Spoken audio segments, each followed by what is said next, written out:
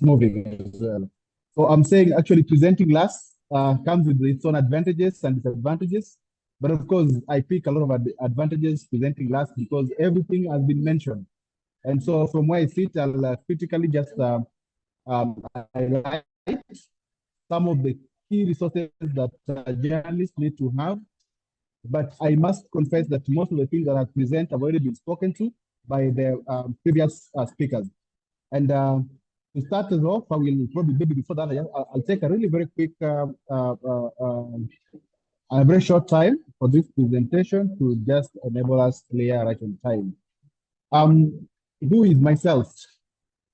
So as earlier introduced, I'm a development communication expert, and my proficiencies around strategic communications, stakeholder engagement, events management, media relations, documentation, and knowledge management.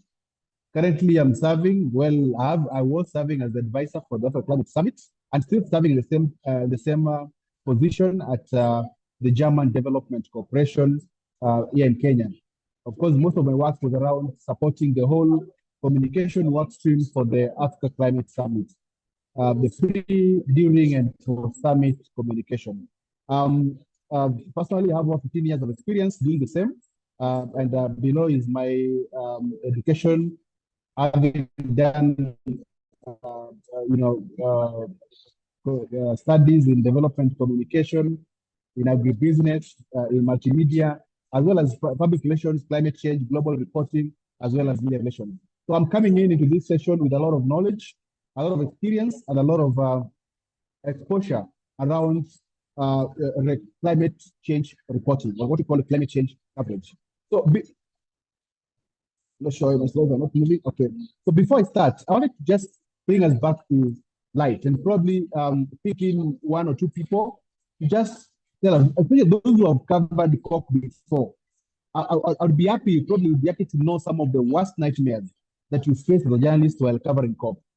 And I don't know whether I can get two people who have been at the COP, who have been covering COP, just tell us the experiences so that we can be able to just take those as case studies for this presentation.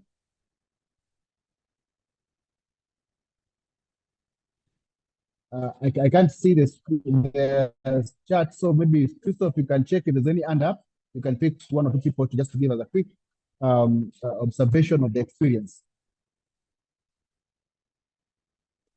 Okay. So does it mean that there's never been anybody covering COP before in this room today?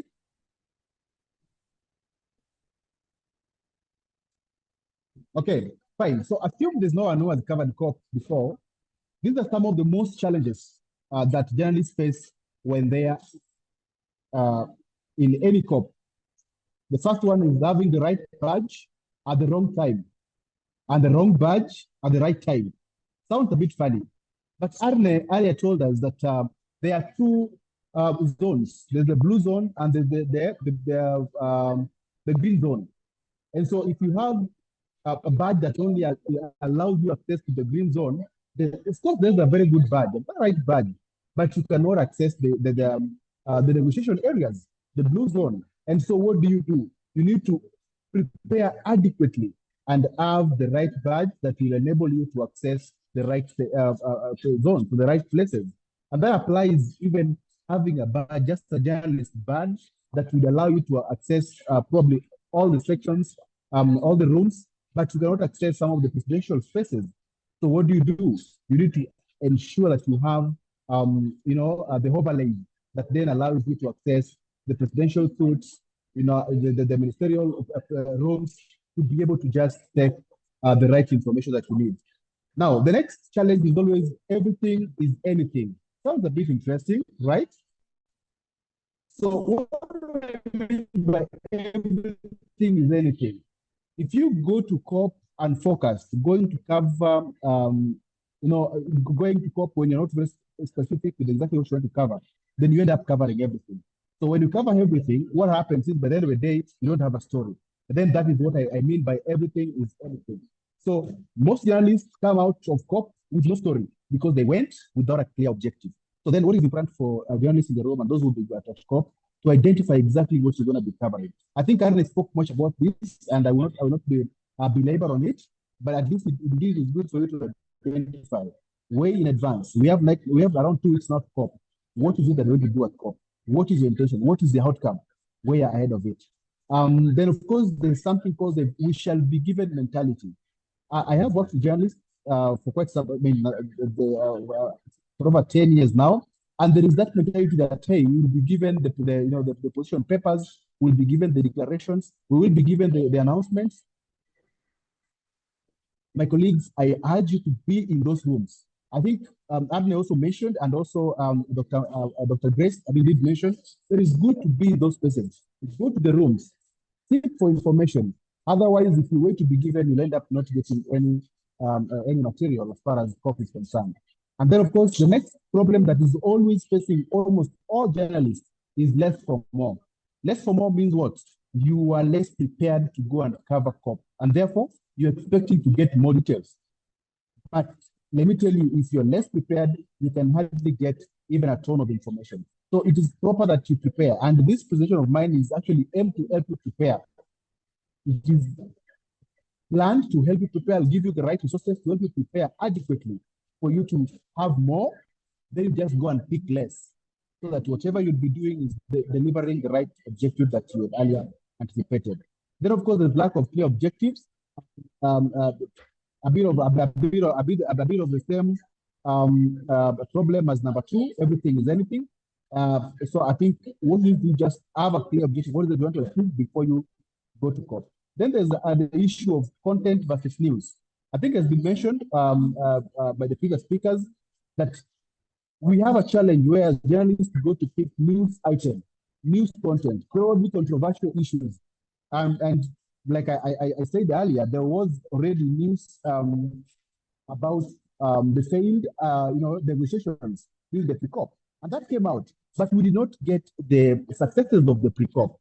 So it means we probably going to focus on the negative. So if we can be able to have a balance between the content and news, then we can be able to, at least target various quarters of the stakeholders, both, the technocrats as well as the public and other stakeholders per se. So the context of having content should come first. And then, of course, the issue of news, to then just jump in using the principles of journalism.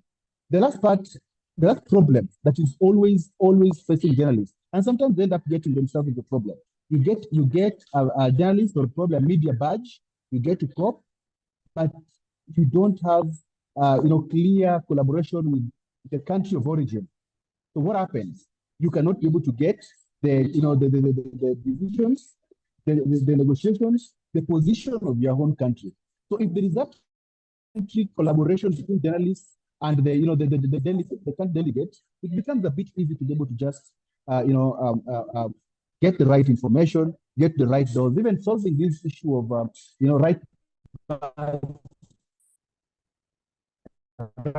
bag at the wrong time and the wrong bag at the right time, be able to lead you to where you cannot go. And that happened evidently during the previous COPs, where some journalists from various countries traveled individually or because they had the badges, but they don't access specific rooms to get the right person.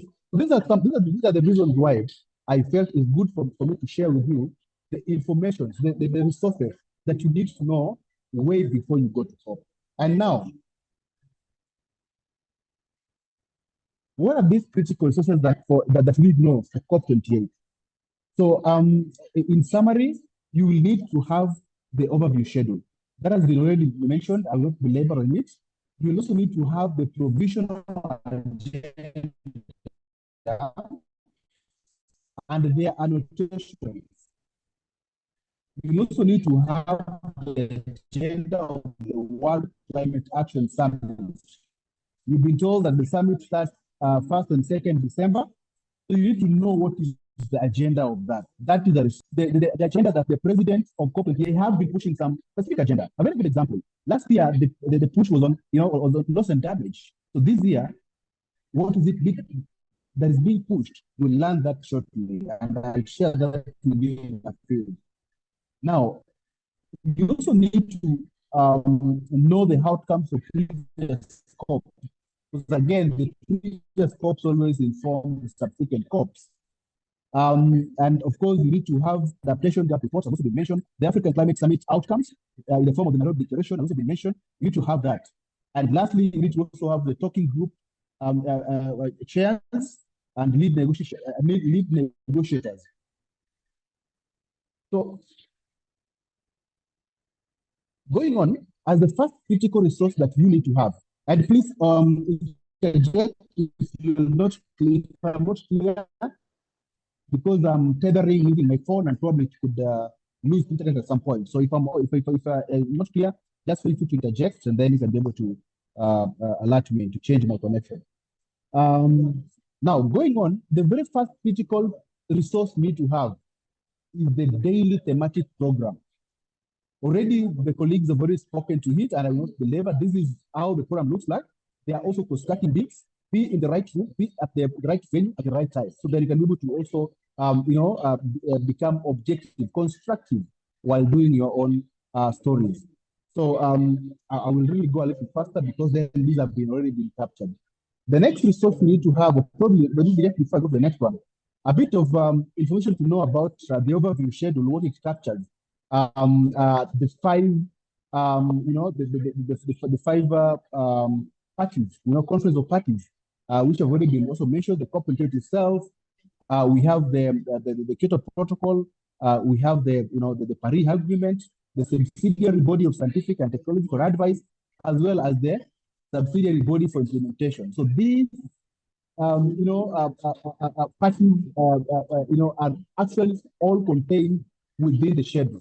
So you need to have this schedule at hand to inform you exactly on what is it that you should cover. So go for something and get something. But if you go for everything, you will end up getting nothing. Now, why is it that this schedule is made? I think ideally just to prepare participants for the sessions, but most importantly, it is made to also be able to inform, for parties in terms of preparing their own positions, preparing their own papers, and then that comes and feed into the schedule. But remember, not everything in the schedule gets adopted. Sometimes there are things that get dropped during the high levels, and then you'll also get to know that only and only if you attend those sessions. Now, the next tool or resource that you need to have is the provisional agenda. Remember, this is just a schedule, and then now you also need to have the agenda. So the agenda with annotations contains, like I said, I'm saying the COP28, the CMP 18, the CMA 5, the STA 59, as well as the SPS 59. So all these parties, a conference of parties, in terms of their tools and their the agenda, the information is contained in the annotated agenda, which is very critical that you have. Remember, this is what informs the negotiations, as already alluded by Arne earlier on. But something else to know is, like I mentioned earlier, is that not all the provisions of the agenda get adopted. And so it is important what has been adopted and what has not been adopted. And the biggest part of all this thing is why. Because then the why is what will inform subsequent creation or development of the agenda. Okay.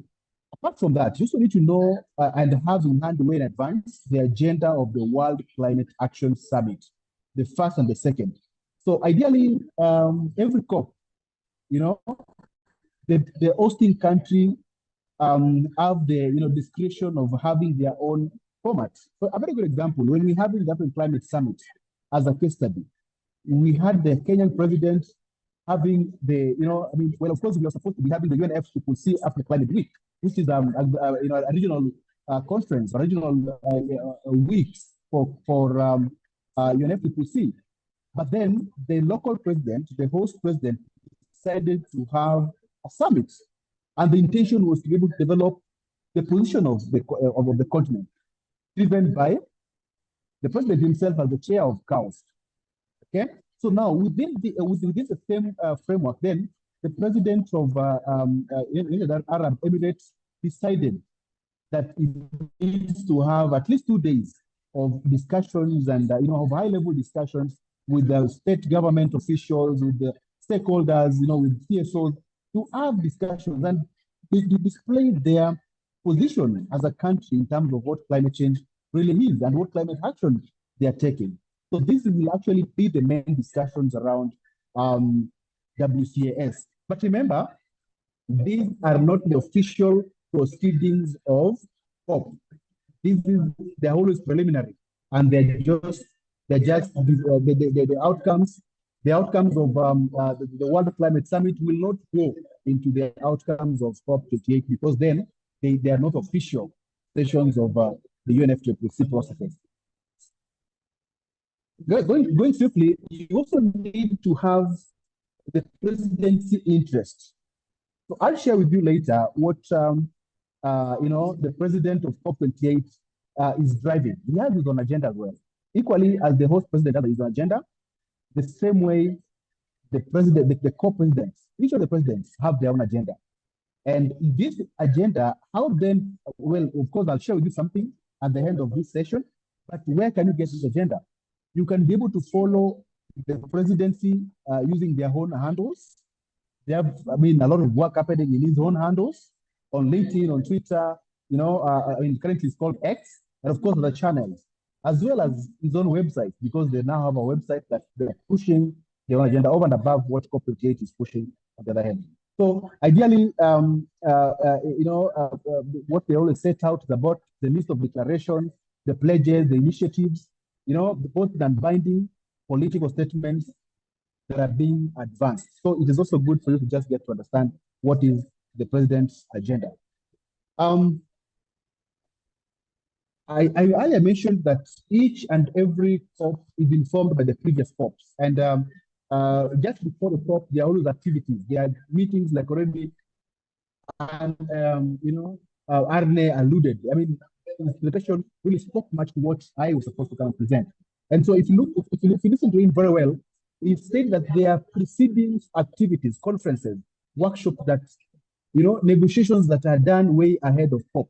And so this, together with the previous COP decision, forms the subject of discussion for the current COP. So it is good, or it is necessary for you to go and identify what are some of these outcomes. Let that become part of your resource. What are these outcomes? For just a moment.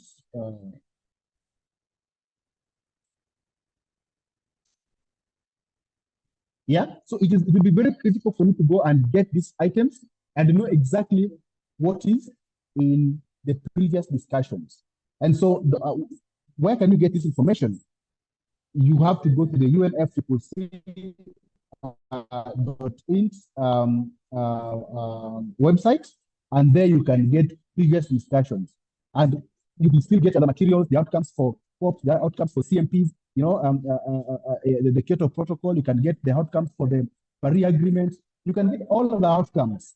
Then it will advise you and guide you in terms of what then will be the main thing that are being looked for this year. So now that said, apart from of course, there's all official UNFCCC reports, we also have other reports that are very critical for you to have at hand. I'm trying to be a little faster because I know that most of these things have been discussed, have been said, but as a way of just summary to tell you which resources you need, you need to go and look at the 6th assessment report of the IPCC. Already, Arne Churchill spoke about it, so I will not belabor on what is IPCC. But remember to look at Working Group 1, Working Group 2, and Working Group 3 reports. This will give you the current status of the climate impacts, the current and projected, as well as recommendations and interventions that need to be tackled for climate change. That is supposed to give you all that information, and most of them inform the discussions at COPs. Go also and look at the recent report by UNEP, adaptation gap report that was just released, I think it was released last week or last month, very recently. Look at it, and then that should also be able to inform you in terms of what are the adaptation discussions, adaptation prospects that are intended, probably that are being looked after from this current the upcoming COP. And the most important thing, this COP, as probably you've also been told earlier, is a stock taking talk. A COP, stock taking COP. We want to see where are we, based on all the conferences, that all the declarations, all the commitments, where are we? And this is indeed what the president is pushing. If you look at the president's position, the COP28 president's position, they are pushing at the global stock take. Where are we? We had promised, below at least way below 1.5 degree, or the Paris Agreement. Where are we? We had promised all this amount of money for the adaptation fund. Where are we? So this is what will be really critical. So get this report and look through it, scan through it. Look at the NDCs, the global NDCs. Look at the regional NDCs. Look at even the country-specific NDCs, especially for people who are coming from Africa. The journalists who are coming from Africa to cover Africa. Look at the country-specific NDCs. What did they commit, and where are we? Where are they? That will inform you in terms of indeed what will be the outcome. And then now you track that going forth. Like we've already been advised, we do constructive journalism, meaning that we will be tracking progress, looking at, yes, this is where we were at COP28, where are we in COP29, at COP30, and all the way to the next time that we'll be doing the global stock take in 5 years' time. So those are some of the critical things that you need to know. But apart from that, I'll also give you some more materials that you need to learn, especially for those who are keen on Africa. As we've already heard, Africa is underserved, Africa is underreported. Go and look at the Nairobi Leaders Declaration. It contains the position of Africa, the voice of Africa in terms of what they want to be done. If you look at that report, probably if you look at that declaration, or if you are at SCS, remember the biggest discussion was around the finance architecture, the global finance architecture. And you're looking at Africa as driving the financial discussion, looking at the global carbon taxation issues, very controversial issues. But then this is what Africa as a continent is taking. The future of Africa is taking. So you need to look at this declaration. I will also share this with you as well.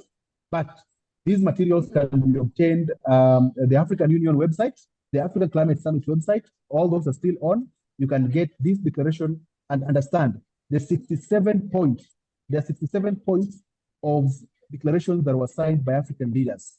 Get to know what all this is, and then of course you can follow up and see if they are still pushing the same agenda during COP28. Now, it's also been interesting to see how these declarations are also shaping up the discussions, because remember, not all the African countries, the African presidents signed this declaration. And so the big question is, what will be the position of those African presidents or African countries who did not sign this declaration? What will be their position at COP? So it's a question that I want to leave for you to go and find out during COP28, because I know we will have the presidents submitting their, the negotiating, and of course submitting their positions and their interests. So let's see. Are we going to have a one Africa position? Are we going to have a divided Africa position? This is a question that I want you to just, probably after the end of COP, we can come back and, and stock take and see exactly if what you plan to do is, it's probably what was done. Now, so colleagues, you also need to look at other resources that will also give you some information around prepare you psychologically and to prepare you technically on how to constructively report COP28. So look at the chairs of negotiating groups. You can get this from AGN, from the G77 and China, as well as other platforms. And look at the agenda items that is leading coordinations, okay, that is also leading negotiations. What are the key things? Already, Hannah talked about adaptation as the key driver. But remember, last COP we're talking about, a different thing altogether. So the big question is, are we going to drop the focus of last COP and now focus fully on adaptation? Or is it going to be about, use and damage, but then at the same time, we employ the principles of adaptation financing to be able to achieve, this year's agenda. So those are some of the critical things that you can be able to identify and see to prepare yourself from the negotiators groups as well as the G77 and Cheyenne. Also, you also need to have information and materials from the heads of delegation. I've already told you about identifying yourself with your countries of origin when you're at the COP, because then from there you can be able to get their decisions. You can also be able to get their positions. And for those coming from Africa, which actually I was intentionally targeting, look at the intention, look at the objective of other countries. But that's only possible if you get the materials from the head of delegations. Probably also look at some of the Earth negotiations bulletin that is being always broadcasted and published by the International Institute for Sustainable Development. You go to their website; they have a lot of materials that they are, they're sending out on negotiations. The currents, the agreeables, the areas that add issues, understand really why. So all these are available on the website. But most importantly, on your quick win, look at COP28 official landings. Look at the website. Get a lot of information. At least now they're updating it on a daily basis. Let that become your handbook. Let that become your resource. Look at the COP28 presidential handles as well as their websites. You get very, very many information that currently they're sharing out as far as COP and preparing people for COP, by the way, breaking down some of the technical terms, breaking down some of the sessions, really, unpacking the agenda. So if you go to COP28 official handles, you'll get the agenda quite unpacked, and that will be able to help you to see exactly what you can focus on as you go to COP. Now, I don't know how long I've taken, but I think I have tried to save us a lot of time. Kenya is almost 8, but I think I've taken around 15 or so, or 20 minutes. But I want to invite questions. Maybe I'm not sure if we have any question in the chat. I need to go back and see. But that has been my presentation, and I'm welcoming now questions. Questions, if there's any on the chat. I can see somebody says here, I've only covered the African Climate Summit in Nairobi. It was a hectic and exhausting, having to run from one venue to the other, write and submit your stories while running to interview stakeholders. It is way hectic at COP, and that is why I'm insisting that get the right resource to prepare for yourself constructively and objectively. Of course, sometimes as journalists, you also need to put stories. You also need to put stories behind the stories. You know what I mean. Bringing in the context. Kennedy, sorry for interrupting. I think many thanks for that very practical tips you gave. And I thought also the aspect information overload. You tackled that also by saying less is better than more. But what did it practically mean for you? How do you handle that for you personally? Well, I think for me, when I was probably